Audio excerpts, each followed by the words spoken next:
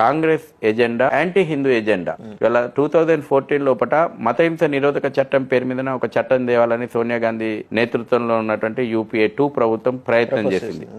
Draft bill కూడా తయారు చేసింది. మనందరి అదృష్టం, మీ ఛానల్ ద్వారా చెప్తున్నా, ఈ దేశంలో ఉన్నటువంటి హిందువుల అదృష్టం ఏంటంటే నరేంద్ర మోడీ ప్రభుత్వం వచ్చింది. ఆ చట్టం కింద అమలు అయ్యి ఉంటే ఇవాళ ప్రతి హిందువు జైళ్లలో ఉండాల్సి వచ్చి ఉంటుండే. ఎంత ఘోరమైనటువంటి చట్టం అంటే, 2 అరటిపండ్ల షాపులు ఉంటాయి, ఒకటి హిందువుది ఉంటుంది, ఒకటి ముస్లింలు ఉంటుంది. నేను పోయి హిందూ షాపులో అరటిపండ్లు కొనుక్కుంటే ఒకవేళ ముస్లింకు నేను ముస్లిం అనే అనుమానం కారణంగానే నా షాప్ కు రాలేదు, నాకు అభద్రత వచ్చిందని చెప్పి కూడా నా మీద కేసు పెట్టవచ్చు. అప్పుడు మిమ్మల్ని అరెస్ట్ చేసి 6 నెలలు బెయిల్ లేకుండా.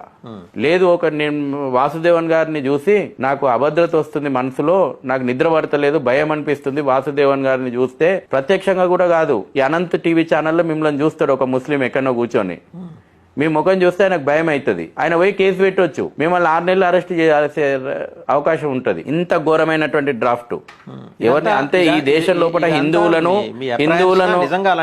చట్టం అండి, మతహింస నిరోధక చట్టం అనేటువంటిది 2014 అని కొట్టండి, అందులో విషయాలు తెలుస్తాయి.